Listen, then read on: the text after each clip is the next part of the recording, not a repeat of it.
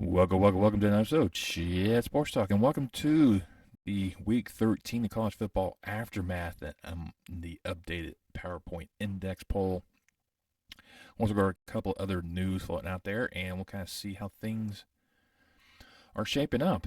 Let's go ahead and go over my last week's position. I actually did 13 games last week because of so many different iterations and tie-ins to conference championship games and layup whatnot.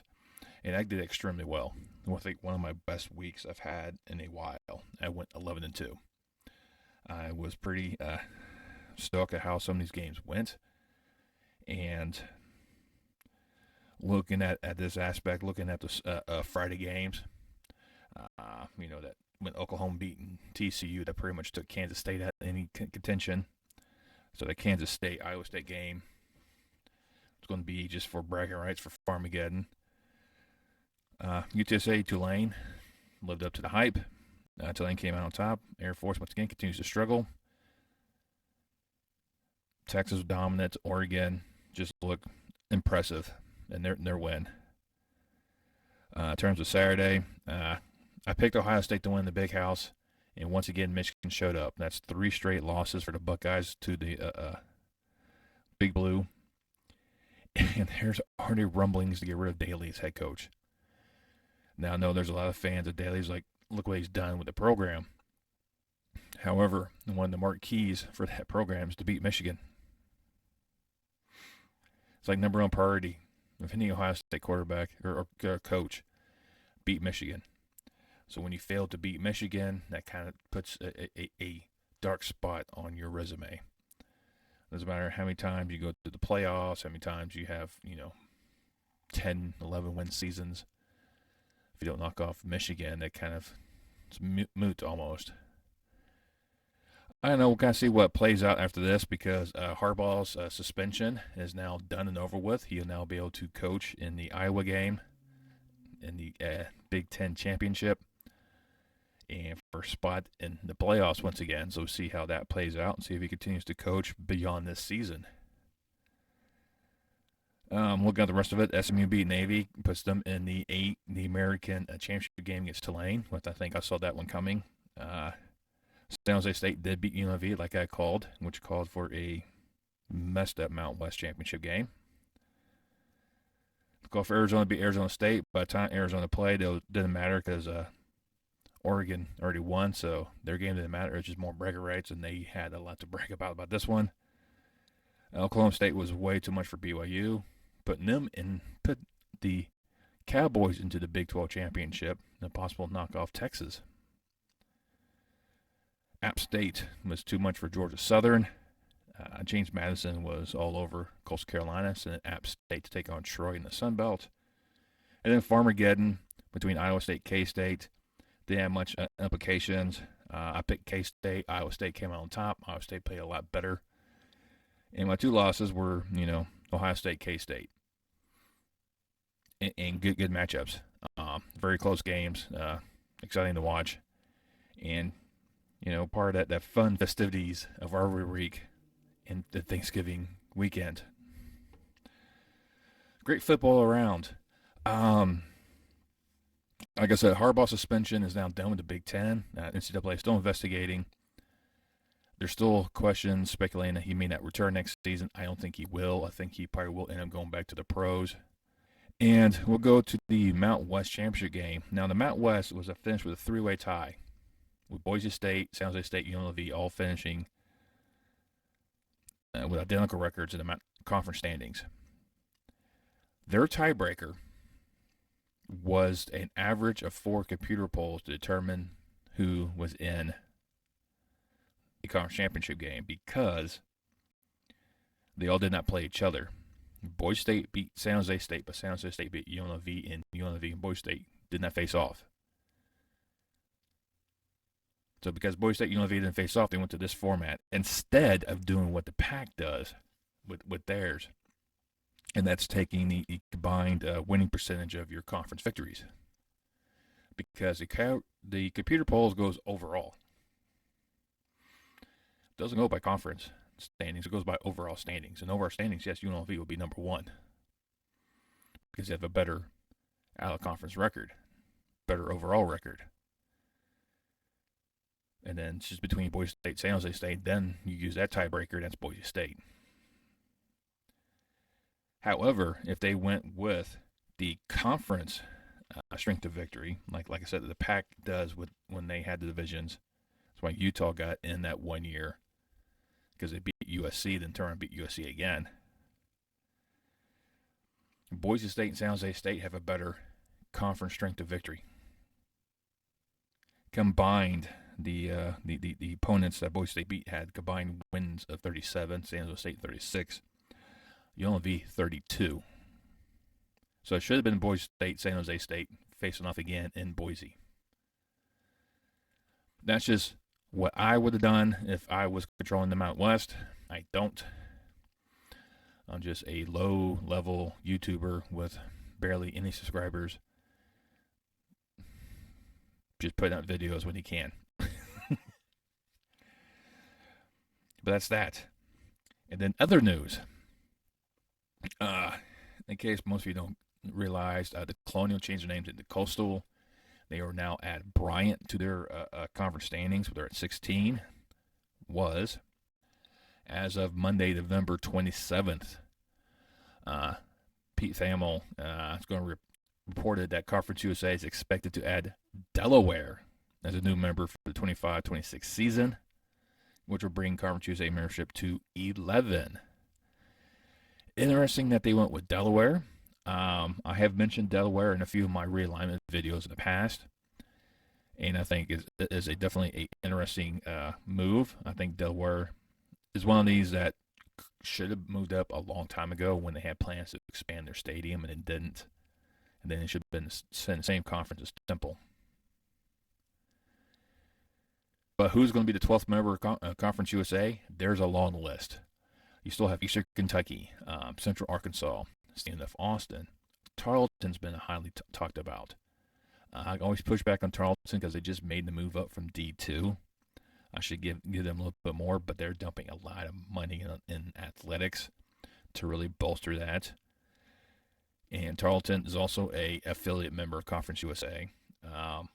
North Dakota State, South Dakota State, bring those two in. Surprised that North Dakota State is yet to be added to an FBS conference. Maybe the MAC comes knocking on those guys. I've always mentioned Illinois State, Southern Illinois, but I think they're long shots for Conference USA. Unless they go past 12 and go into 14. Missouri State is another one I think will pop up. But Missouri State was kind of hinting that they weren't going to accept a Conference USA bid because they're looking at the Sun Belt as a possible landing spot for them. Maybe to go back down into Chattanooga, see if they can get Chattanooga to come over, even though Chattanooga's been a target of Sun Belt wishes. Western Carolina, put it back in North Carolina. I know it's been mentioned quite a few times, and some of my other threads as well as on Twitter. Furman, I'll throw in there as well because they've had a history, very good history. Gives them also a South Carolina program. So there's a few out there I think could be looked at. Some of them, like I said, have ties with the conference. Missouri State is a beach volleyball affiliate. St. Austin, a bowling affiliate. Tarleton, beach volleyball affiliate. So we'll kind of look at these programs and probably look at them first since they already have some familiarity with them and try to go from there. Maybe try to balance out the conference. If you added one east, maybe go west. So that probably favors more for Stephen F. Austin, Tarleton, Central Arkansas, the Dakotas, Missouri State. Try to help, I guess, spread the conference out. And that I think is what Conference USA is trying to do now, is trying to get that fold and expand the brand like, all the other big boys are doing. So we see how this plays out here on out. But, yeah, the conference realignment train just keeps on chugging along, keeps making these little bitty stops here and there. Sooner or later, it will come to a halt for a while to catch his breath. But we'll see what happens afterwards and see if the conference is going to look beyond 12, maybe try to go to 14. And like I said, I think that's where they'll probably go up to the Dakotas, and try to maybe add one more in Texas. Like I said, I think a Western school is going to be on top priority. So I think that's where Stephen F. Austin, Tarleton, and Central Arkansas are on top of the list. And we'll see how those kind of pan out, see what happens, see who else is interested in making the jump. But yeah, realignment's just a never ending journey right now. Well, there you go. There's some recap of what I did with my games. My thoughts of the Mount West Championship game, the fact that UNLV and Boise State are going at it, I think is detrimental to San Jose State, detrimental to the conference because it didn't take account the conference play. It went after overall play. So now Vegas will have 2 championship games because that's where the Pac plays their championship game as well. So interesting there.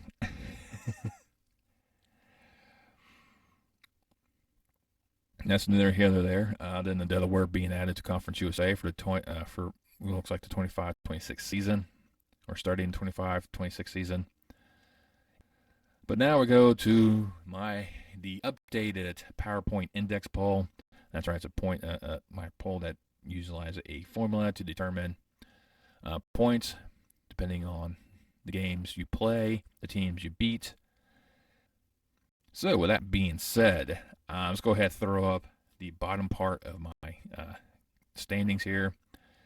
Only 2 programs have dropped out of the top 25. As you see, North Carolina and Oregon State, both losing, now out of the top 25.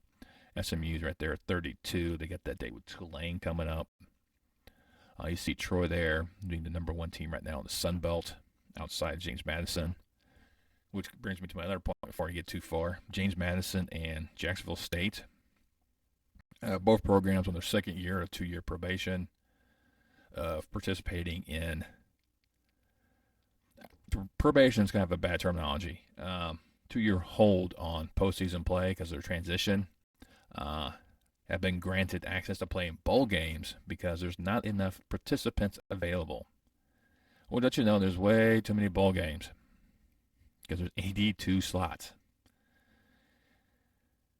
They need to cut the number of bowls, but that's a story for a different time. But James Madison and Jacksonville State both have winning records in their second year in the FBS.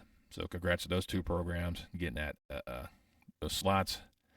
Too bad James Madison couldn't get the slot for the Sun Belt Championship. Just saying.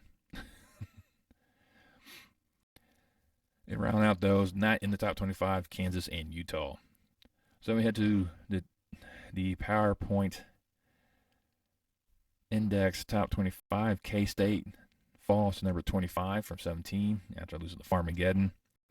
Clemson back in the top 25, going to 24. Notre Dame up 1. Tulane up 3 after beating UTSA. So have that date against SMU for the American title.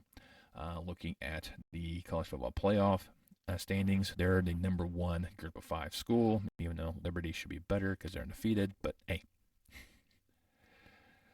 let the undefeated programs play it out. I'm just saying. NC State returns to the PowerPoint Index 25 at 21. Toledo up 1-20. Arizona up 1-19. LSU up 1-18. James Madison drops 1 after beating Coastal Carolina and drops to 17. Top 16. Oklahoma State moves up to number 16 from 18. They'll be in the Big 12 championship game against Texas. Liberty maintains number 15. They still have their game against New Mexico, a 10-win New Mexico State. So that should be an interesting matchup. Mizzou maintains 14. Ole Miss stays at 13. And Penn State and Iowa State rotate positions. Cracking the top 10. Oklahoma maintains number 10. Louisville drops to 9 after their loss to Kentucky. Ohio State drops to 8 after being at number 2. And Alabama slides one position to number 7. Now looking at the top 6, so at number 6, you see Oregon here at 11-1. They have their rematch date set with Washington. Oregon's chances of making the playoffs rely on a lot of things.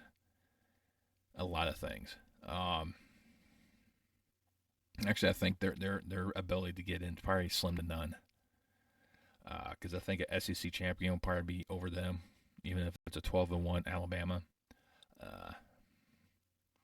Florida State would have to lose. Texas would have to lose. Then maybe they can get in. Like I said, their chances are out there, and they need a lot of help to get into the playoffs. Oregon's a great team. They're just unfortunate to play in the pack. So see what happens next year when they join the Big Ten. But sitting at 11-1, definitely should really help them out. Number 5 is Texas. Texas is poised to wait for someone else to take the stumble, because I think if any of the top 4 lose and Texas wins, Texas is in. I think it's going to be that simple. Now people may throw their hands in the air, like, what about, SEC champion? It should be in over anyone else. Texas beat Alabama. Let's put that out there. They beat Alabama in Tuscaloosa. That matters. If you want to say the regular season matter, that matters. Yes, Alabama, you went undefeated after that. And then Texas ended up losing Oklahoma a couple weeks later. But Alabama hasn't looked dominant at all in their victories. Now, it could be because of the talent in the SEC is greater than the talent in the Big 12. I'm not going to argue that fact. You can only play the games you're scheduled. For me, I look at Texas beat Alabama. Now, looking at if Alabama beats Georgia, that probably would help propel them a little bit higher, because they'll have that very good, huge quality victory over Georgia that could really help them out, and Texas have to beat Oklahoma State. So we'll see how things are going to play out in those scenarios, but definitely something to factor in. Right now, at my top 4, number 4 is Georgia. Yes, Georgia's still second at number 4. And the reason why that, 9 Power 5 wins, 2 Group of 5 wins, and 1 FCS victory. That's the only reason why. But I think with the college football playoff, just being in the playoff and gives you the opportunity. Now, normally, in terms of the standings where you're at, we'll kind of find out where it kind of goes. But the fact they're number 4, they're still in there. They still got a huge advantage over Texas anyways. Because Georgia's at 3.709, while Texas at 3.573. So they have a 0.2 advantage right now. Slightly under. But that's huge coming since there's only like one handful of games remaining. And it's going to be hard to kind of determine who is going to be in, who's not. At number 3, still is Florida State. Now, Florida State suffered a huge loss, losing their Travis, whose college career is now done. That North Alabama win. And their backup did a decent job against Florida. But they showed that Florida State's a little sus. Maybe Louisville can bounce back after the disappointing loss to Kentucky, and then take out Florida State. That's a possibility. So we'll kind of see how that one kind of plays out. But remember, they have 10 Power 5 wins, 1 Group of 5 win, and 1 FCS victory. At number 2, it's now Michigan. I'll get to the reason why they're number 2 here in a minute. Michigan performed well once again. They're 6-0 without Harbaugh this season. 6-0 with him. So it doesn't really matter who's coaching the Wolverines. They're that talented. they're that motivated. Um, I think this is their last chance to make any sort of claim. They still got a pesky Iowa team that likes to stick around, plays decent defense.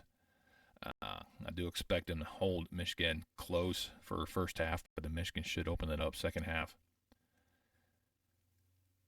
And with them, it's 10 Power 5 wins, 2 Group of 5 wins. It's really propelled them to be a top, 3.866. That win against Ohio State's huge. That win against Penn State's huge. They even have UNLV on their wins.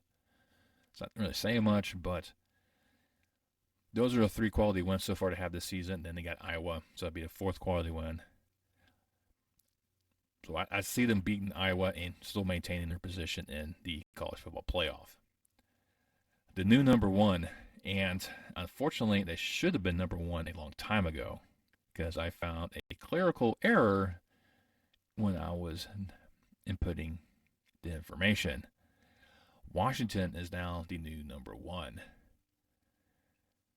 So they moved up from 5 to 1 due to my clerical and oversight, putting the information in. Because for a long time, I was counting them with 1 less victory over a Power 5 program, which greatly affects their standings and points. I had them with enough wins, correct wins in these polls. I didn't count for them in the points for the victory for a win over a Power 5 program. And that's my error. So they should have been number 1 a few weeks back, to tell you the truth.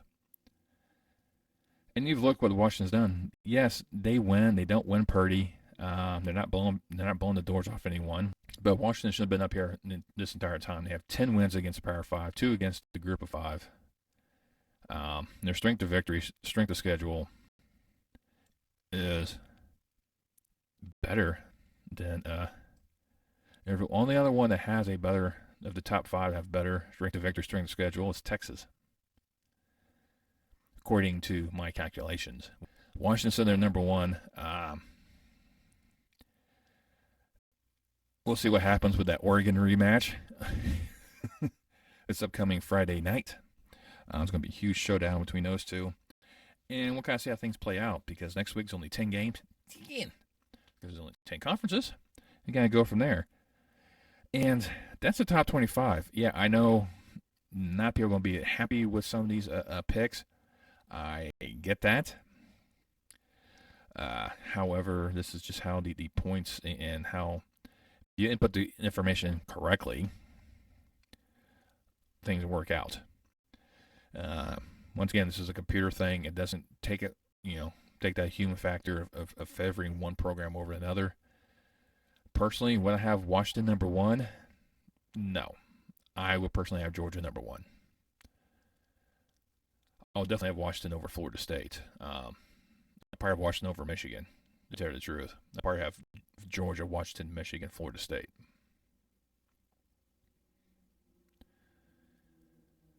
With Oregon and Texas, the first 2 out, followed by Alabama, Ohio State. I think that's how I would actually do it. Because I think those are the only ones that have a legitimate shot of getting in. And I think Ohio State's chances are slim at this point in time. But that's why we're going to a 12-team format. 12-team format, you're not going to have those issues. You'll see all 8 of those programs more likely in the playoff, regardless of loss. Then you start looking at, okay, who's going to fill out the rest? So that's 8 positions. It could be another 4 where, the 9th is going to go to a Group of 5 conference winner. So right now that's Tulane, the college football playoff. In a point index, it's Liberty because they're undefeated, and I think they should be in before Tulane. Yeah, I know they play Conference USA. So you can't fault them too much for that one, but they're undefeated. Let them prove it. If they get blown out. It's the first round anyways. More likely they will, because they have to go visit one of these big boys' houses, and they're going to be treated well for a house guest.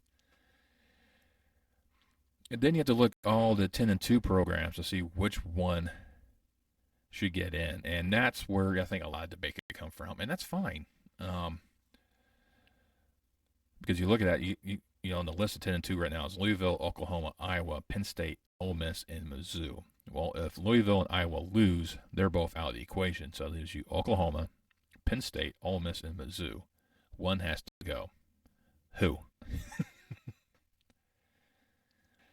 There's me kind of offshooting a little bit here. But, you know, like I said, next year we get the 12-team format, so a lot of the questions of the top four, it'd be, okay, the top four conference champions get a first-round bye anyways. So they'll play well for them to get a chance to rest and prepare for the next matchup. But look forward to this 12-team format. This should be a really good scenario, really kind of help out. I really think they should use 4 bowls on a rotating basis for that second round for the quarterfinals. And the semifinals is where they're at now. Rotate those where they're at, and then you get your championship game. But anyways, like I said, I'm getting sidetracked. I do apologize. Don't try to make this video any longer than it needs to be. Unlike last week's video, so it went super long. But hey, let me know what you thought of last week's games. Were any surprises out there you really thought? Who should be in the college football playoffs? Right now, I still have the 4 undefeated conference leaders right now. If they win out, there should be no question. But once teams start to falter, this is where the chaos begins. You know, what if Oregon beat Washington? Louisville knocks off Florida State? What if Alabama beats Georgia? You know, Michigan and Texas both win. I mean, there's just so many scenarios that can really just throw a whole monkey wrench in this. And I'm all about the chaos. That'll be interesting to really see how things kind of play out like they did last year. How TCU and Ohio State backed into the playoffs. But hey, let me know down below. Also, while you're there, when you think of the point index, are you looking forward to that 12-team format coming up? And who do you think the Conference USA is going to add after Delaware? Let's mix it up in the comments. It really helps boost the algorithms for this video. Gets it out to the ether, gets it out to the masses, gets more faces to look at this face, and use a airline bag to kind of handle the turbulence they feel in their stomach. Mix it up, it's pretty friendly. If you like what I do, what I provide you, what some little entertainment I do provide, go ahead and hit that thumbs up. It really boosts the numbers, really helps, you know, like I said, pleases the almighty YouTube algorithm, the almighty God that controls everything on YouTube. It really helps get this channel out there. You can also subscribe. This time of year, you're looking for ways to save money. The quickest way to save money is subscribing to free. And that's what it costs you. Absolutely nothing. It's absolutely free to subscribe. It'll let you know any more time I post any more content. The only thing you have to do is hit that subscribe button, click that bell icon, and turn on your notifications. Well, until then, I'll see you next time on Chat Sports Talk.